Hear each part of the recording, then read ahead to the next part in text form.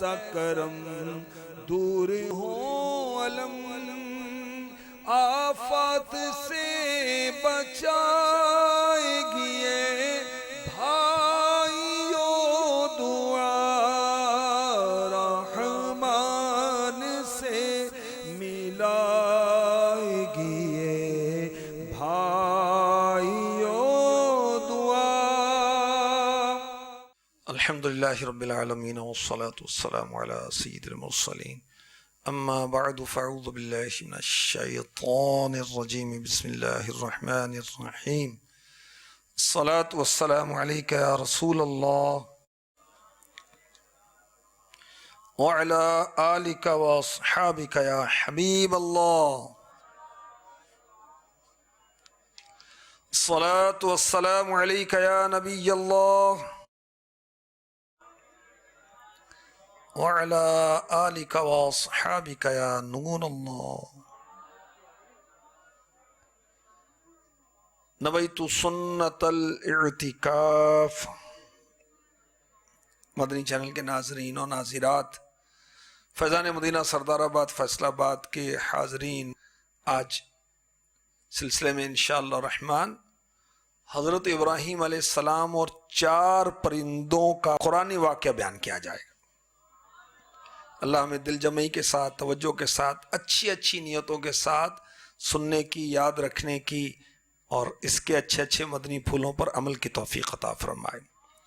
آئیے ہم پہلے درود شفاعت پڑھتے ہیں۔ اللہم صلی علی محمد وانزلہ المقعد المقرب عندك یوم القیامہ۔ ہمارے آقا صلی اللہ علیہ وسلم نے ارشاد فرمایا، جو یہ درود پڑھے اس پر میری شفاعت واجب ہو گئی۔ صلو علی الحبیب صلی اللہ تعالی علی محمد وعلی آلہ وصحبہ وبارک وسلم۔ یہ واقعہ سورہ بقرہ میں ہے۔ مفسرین نے لکھا کہ سمندر کے کنارے ایک شخص مرا ہوا پڑا تھا، اس کی لاش پڑی ہوئی تھی۔ سمندر کا پانی چڑھتا بھی ہے، اترتا بھی ہے۔ جب سمندر کا پانی چڑھا تو اس لاش کو مچھلیاں کھانے لگ گئیں۔ پانی اترا تو اس انسانی لاش کو جنگل کے درندے کھانے لگے۔ درندے چلے گئے تو پرندے کھانے لگے۔ حضرت ابراہیم خلیل اللہ علی نبینا علیہ الصلاۃ والسلام نے یہ منظر دیکھا تو شوق ہوا کہ مردے کس طرح زندہ کیے جائیں گے، کیونکہ کل من علیہا فان، سب کو موت ہے، اور مرنے کے بعد اللہ تعالیٰ اٹھائے گا، پھر زندہ فرمائے گا اور پھر حساب کتاب ہوگا۔ تو حضرت ابراہیم علیہ السلام نے اللہ کی بارگاہ میں دعا کی، یا اللہ مجھے یقین ہے تو مردوں کو زندہ فرمائے گا، ان کے اجزاء دریائی جانوروں سے، درندوں کے پیٹوں سے، پرندوں کے پوٹوں سے جمع کرے گا، مگر یہ میں منظر دیکھنا چاہتا ہوں۔ اور یہ بھی کہا گیا کہ جب اللہ تعالیٰ نے حضرت ابراہیم علیہ السلام کو اپنا خلیل بنایا تو ملک الموت علیہ السلام اللہ تعالیٰ کی اجازت سے آپ کو یہ خوشخبری سنانے آئے۔ آپ نے خوشخبری سنی، اللہ کا شکر ادا کیا، اور ملک الموت علیہ السلام سے فرمایا خلیل بنائے جانے کی نشانی کیا ہے؟ ملک الموت حضرت عزرائیل علیہ السلام نے عرض کی دلیل یہ ہے کہ اللہ تعالیٰ آپ کی دعا قبول فرمائے گا اور آپ کے سوال پر مردے زندہ کرے گا۔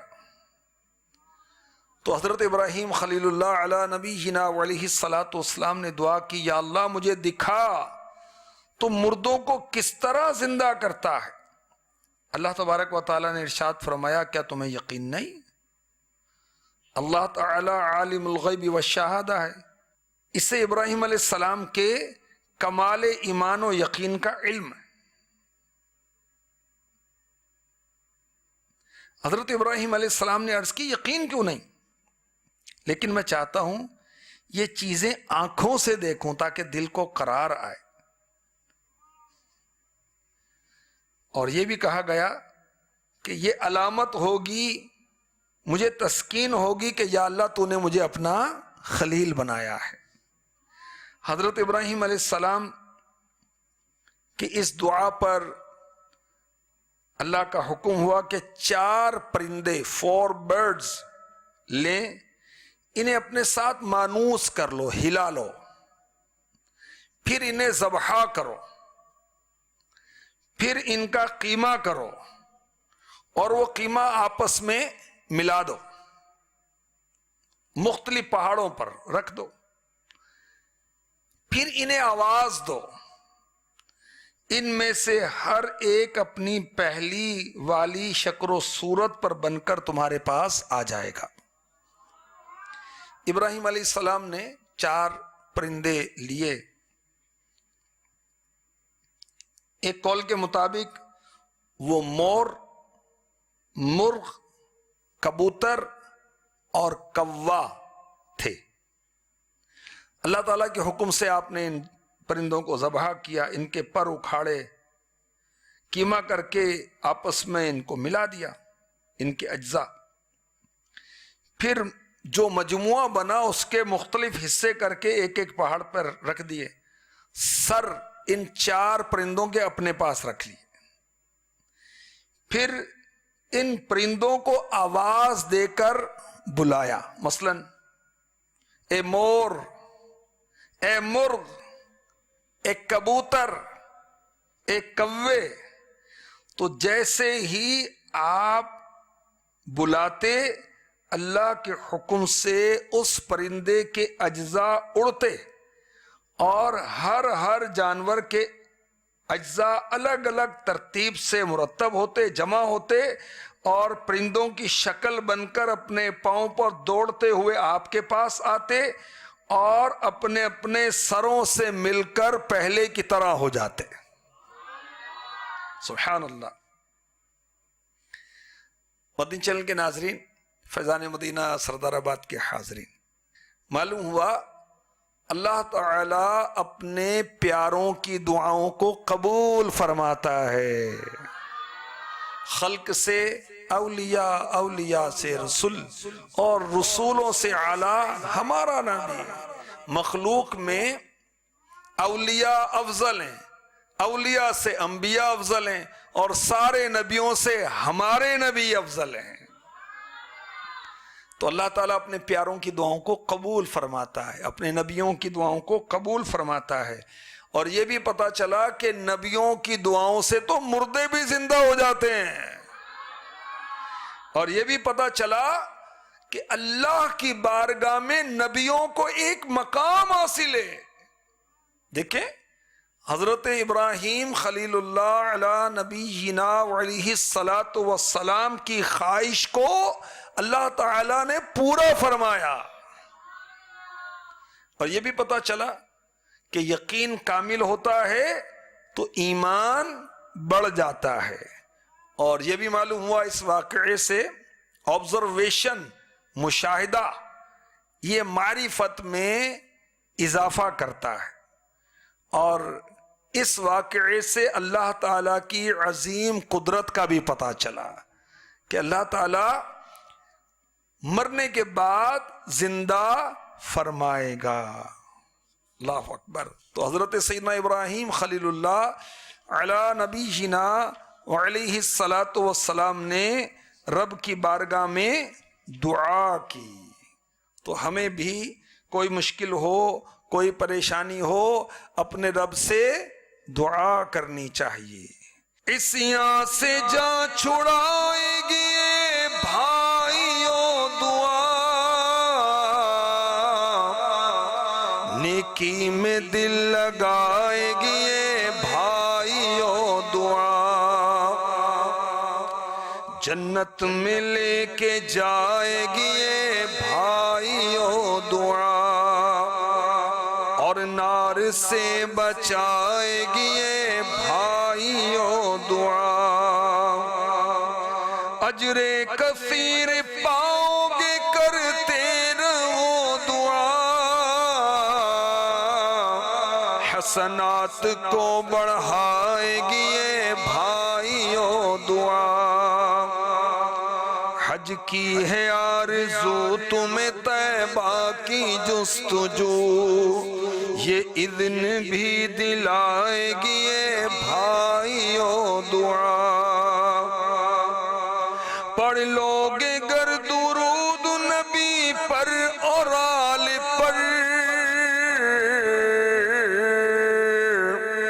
شرف قبول پائے گی یہ بھائیو دعا، عصیاں سے جان چھڑائے گی یہ بھائیو دعا، گر چاہتے ہو دید نبی کا شرف ملے، کوئی چاہتا ہے کہ مجھے آقا کی زیارت ہو جائے، نبی کی زیارت ہو جائے، تو کیا کرے؟ دعا کرے۔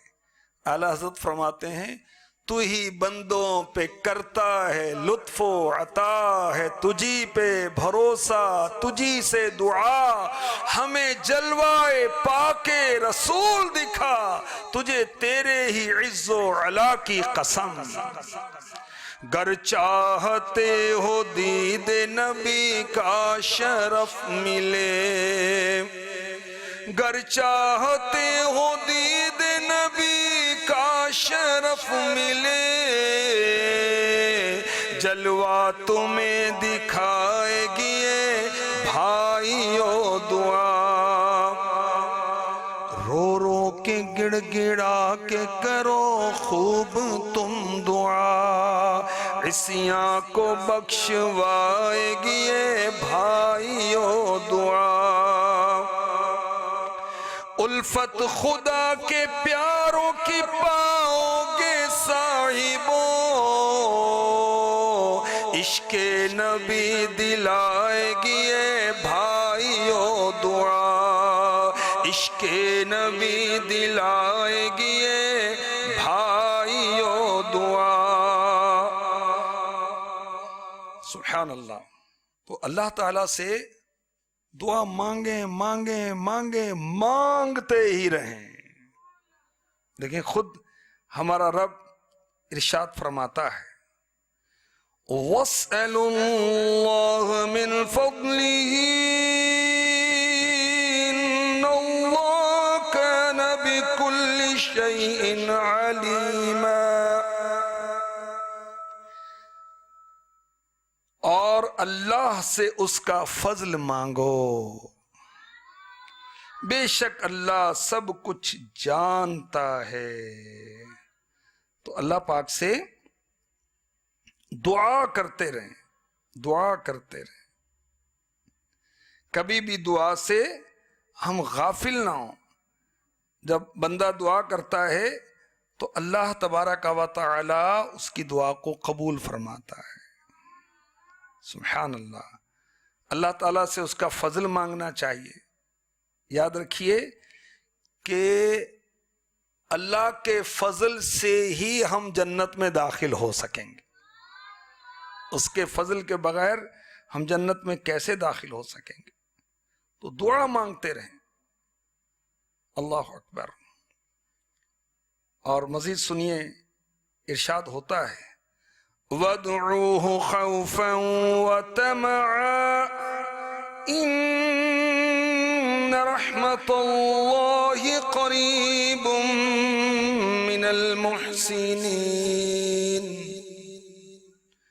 اور اس سے دعا کرو ڈرتے اور طمع کرتے، بے شک اللہ کی رحمت نیکوں سے قریب ہے۔ تو دعا کریں یا عبادت کریں، دعا بھی عبادت ہے۔ تو خوف اور امید کے درمیان ہوں، اس سے عبادت قبول ہوتی ہے، اس سے دعا قبول ہوتی ہے، دعا بھی قبول ہوتی ہے۔ نماز پڑھیں تو ڈریں کہیں رد نہ ہو جائے، میں نے اللہ کی شان کے مطابق تو نماز پڑھی ہی نہیں، اور پھر نہیں میرا رب بڑا مہربان ہے، بڑا کریم ہے، میری اس جیسی بھی نماز ہے اس کو قبول فرمائے گا۔ ہمارے آقا صلی اللہ علیہ وسلم نے ارشاد فرمایا، جب تم سونے لگو تو نماز جیسا وضو کر لیا کرو، پھر دائیں کروٹ لیٹ کر کہو، اے اللہ میں نے اپنا چہرہ تیری طرف کر دیا اور اپنا معاملہ تیرے سپرد کر دیا۔ ہاں، دعا تجھ سے رغبت اور خوف رکھتے ہوئے اپنی پیٹھ جھکا دی، تیرے سوا کوئی جائے پناہ نہیں، نجات کی جگہ نہیں۔ اے اللہ تیری کتاب پر ایمان لایا جو تو نے نازل فرمائی، تیرے نبی پر ایمان لایا جنہیں تو نے بھیجا۔ اگر رات کو سوتے وقت ہمارے آقا علیہ الصلوۃ والسلام نے فرمایا، اگر اس رات میں مر گئے تو تم فطرت پر ہوگے۔ دیکھیں اس دعا کے اندر بھی کیا تعلیم کی جا رہی ہے؟ تجھ سے رغبت اور خوف رکھتے ہوئے میں نے اپنی پیٹھ جھکا دی۔ تو دعا کا ایک ادب بیان ہو رہا ہے، ایک طریقہ بیان ہو رہا ہے کہ جب دعا مانگیں تو اللہ کے عذاب سے ڈرتے ہوں اور اس کی رحمت کی طمع کرتے ہوئے، اس کی رحمت کی لالچ کرتے ہوئے دعا کریں۔ اور دعا کرتے وقت حد سے نہیں بڑھنا چاہیے۔ حد سے بڑھنا کیا ہے؟ کوئی یہ دعا کرے کہ مجھے نبی کا مرتبہ مل جائے، یہ حد سے بڑھنا ہے۔ دعا کرے میں آسمان پہ چڑھ جاؤں، یہ حد سے بڑھنا ہے۔ دعا کرے کہ مجھے ہمیشہ تندرستی رہے، کبھی بھی کہیں جسم میں درد نہ ہو، سر میں درد نہ ہو، کوئی پرابلم نہ ہو، ایسے کام کی دعا کرنا کہ جس پر حکم نافذ ہو چکا۔ مثلا لمبے قد والا ہے، وہ دعا کرے کہ میرا قد چھوٹا ہو جائے۔ چھوٹی آنکھوں والا ہے، اب وہ دعا کرے کہ میری آنکھیں بڑی ہو جائیں۔ یہ دعا میں حد سے بڑھنا ہے۔ اور گناہ کی دعا مانگنا، یہ بھی دعا میں حد سے بڑھنا ہے کہ رشتہ داروں سے ہمارے تعلقات ٹوٹ جائیں۔ فضول بے فائدہ دعا مانگنا، مصیبت پریشانی میں کاروباری پریشانی آ گئی یا بیماری آ گئی یا بال بچے تنگ کرتے ہیں، پڑوسی تنگ کرتے ہیں، رشتہ دار پریشان کرتے ہیں، تو اللہ تعالیٰ سے موت کی دعا مانگے۔ یہ بھی دعا میں حد سے بڑھنا ہے۔ کسی کی بربادی کی دعا مانگنا بغیر شرعی اجازت کے، یہ بھی دعا میں حد سے بڑھنا ہے۔ کسی مسلمان کے لیے یہ کہے کہ اس پر اللہ کا غضب نازل ہو، اللہ اسے جہنم میں داخل کرے، یہ بھی دعا میں حد سے بڑھنا ہے۔ سارے مسلمان بخشے جائیں، کوئی جہنم میں نہ جائے، یہ دعا کرنا، یہ بھی حد سے بڑھنا ہے۔ کافروں کے لیے مغفرت کی دعا کرے، جو کافر ہے اس کے لیے ہدایت کی دعا کر سکتے ہیں کہ یا اللہ اس کو ہدایت دے، مگر اس کے لیے بخشش کی دعا کرے، یہ بھی دعا میں حد سے بڑھنا ہے۔ تو دعا کرنی ہے اور ضرور کرنی ہے اور بالکل کرنی ہے، صبح کرنی ہے، شام کرنی ہے، سونے سے پہلے دعا کریں، اٹھنے کے بعد دعا کریں، ہر کام سے پہلے دعا کریں، دعا کریں، دعا کریں، ضرور کریں۔